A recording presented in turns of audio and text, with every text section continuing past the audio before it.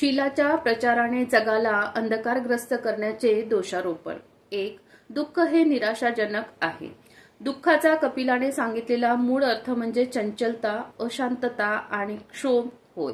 सुरुवातीस त्याला आध्यात्मिक आणि सैद्धांतिक असा अर्थ होता, नंतर त्याला शरीराच्या यातना व मनाचा खेद असा अर्थ प्राप्त झाला। हे दोन्ही अर्थ एकमेकांहून फार भिन्न नव्हते, ते निकट संबंधीचे होते।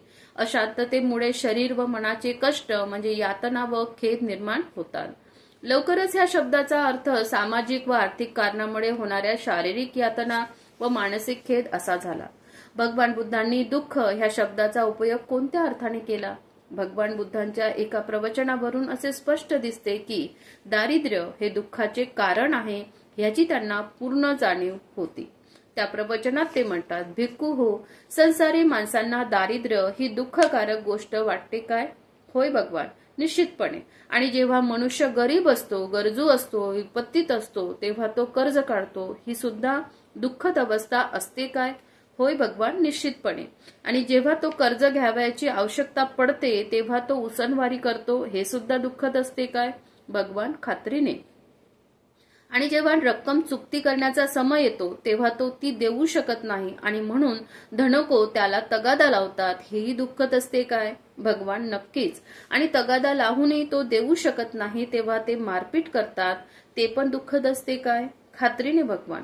आणि मारपीट करूनही तो रक्कम देऊ शकत नाही तेव्हा ते त्याला बांधतातही, हे पण दुःखद असते काय? होय भगवान।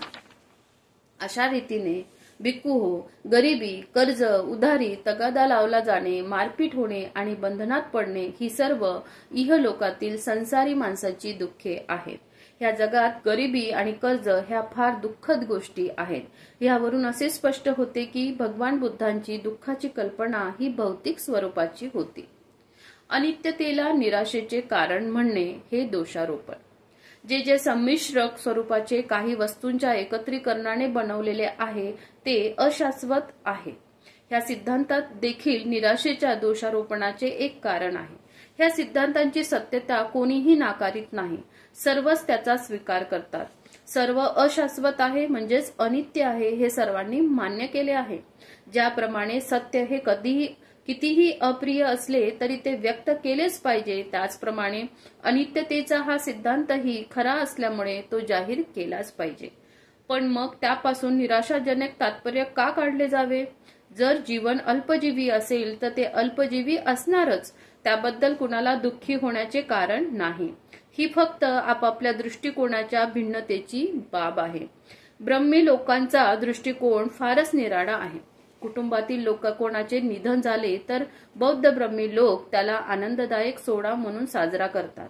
ज्या दिवशी निधन होते त्या दिवशी कुटुंब प्रमुख सार्वजनिक मेजवानी आयोजित करतो आणि नंतर लोक नृत्य करीत तो मृतदेह स्मशानात नेतात। मृत्यू हा अपरिहार्य आहे हे जाणून कोणी त्याची पर्वा करीत नाही, दुःख करीत नाही। जर अनित्यतेचा सिद्धांत हा निराशाजनक असेल तर त्याचे कारण काय? ते कारण असे की नित्यता नसताना सुद्धा तिला चुकून खरी मानली गेले आहे। वास्तवतः भगवान बुद्धांची शिकवण ही निराशा प्रसारक आहे असा आरोप करता येत नाही।